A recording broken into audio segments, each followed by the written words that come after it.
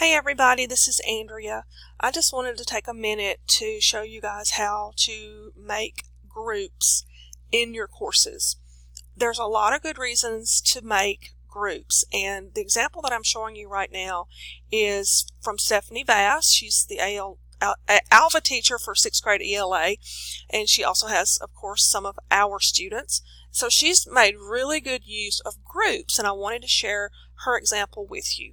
So one of the reasons that you might want to make groups, maybe you want to see like which students have accommodations. Maybe you, like for me, I teach high school. Maybe I want to see how my seniors are doing.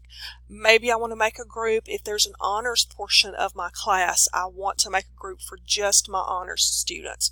So one of the reasons they're really cool is because you can sort your grade book by your group. So Stephanie has already made groups. Matter of fact, she's already made a group of ALDCA students in this course. So I'm going to hit groups and I'm going to search. It's kind of slow. And you can see here, I just do the drop down box, and right here she has my ALDCA students. She also has the different start dates for the ALDCA students, which I think is really cool. I like how she did that because kids start at all different times. So here are all of my ALDCA kids, and I'm going to hit apply. And it's running very slow today, you guys. And once you hit apply, what it's going to do is it's going to filter your grade book for just your ALDCA kids, which is really kind of neat that she did that. Okay, so how else can you use groups? You can use groups if you want to send intelligent agents to just a specific group of students. So let's go look at our intelligent agents and how to set those up.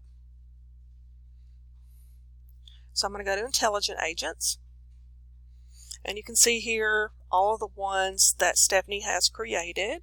She's created ones for her honors students. She's got different intelligent agents set up. So let's say I want to make a new one, and I'm just going to call this Test, and I only want to send it to my ALDCA students, and I'm going to hit no, I'm not going to do that. All students visible. So let's go here and we're going to do release conditions. I'm going to create and attach. So then I'm going to select them from group enrollment. So then you get the option of, okay, who do I want to send it to? All of my ALDCA students. And if you scroll down just a tad, you can see it says create. And then it says here, they have to be a member of this group in order to receive this intelligent agent, which I think is pretty cool. So, all fine and dandy, right? So how do you create groups? Okay, let me scroll back up a bit and I'll show you how to do that. So I'm going to go to Tools, and I'm going to click Groups. I showed you all the ones that Stephanie already has, but I'm going to click New Category, and I'm going to click Test. I'm just going to name it something, right? And then number of groups would be, under this category, I just want to do one group. Scroll down just a tad. You could, set up separate assignments if you want to. I don't ever do that. Maybe I should. And then you hit Save. So then it goes back and says, okay, here is my group right here. So I need to add students. So click on this, and you can, name it something else like, I don't know, group, whatever you want to name it, however you want to keep up with it, group 1A. And we're going to enroll users.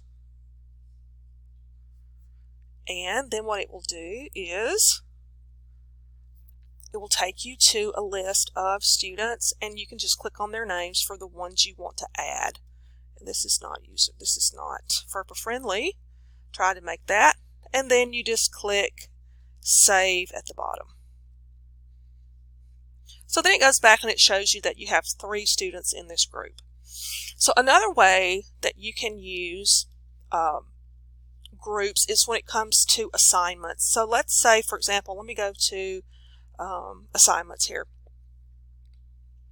And I'm going to click, okay, my honors assignment. I'm going to do edit assignment. Restrictions, and Stephanie probably has already done this. So if you want to go to restrictions, and she says, here's when it's due, that's the end date. Notice she created and attached a condition. So if you want to release something to just a specific group, you just create and attach. And I'm not going to do that because she's already done it. And what happens is you will see all of your groups that you have created, and you just click on the ones you want to receive this assignment. Okay, and then any condition must be met. And that is really all you do. All right, that's really all I had. I hope this helped you guys out a little bit. Like I said, there's lots of different ways you can use groups, and I'm always open to some things that maybe you think of different ways we could use these. Have a good day. Bye.